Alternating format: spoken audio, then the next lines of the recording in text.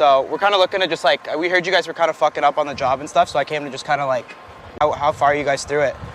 My daddy kind of sent me over and stuff. So if you don't mind, do you mind leaving our construction site?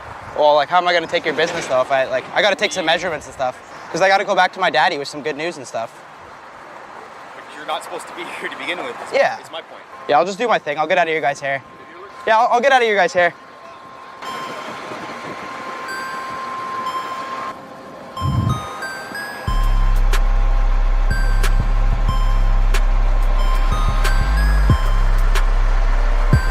You know, it looks like you guys are actually doing a pretty good job. You see the way that rock slipped down there?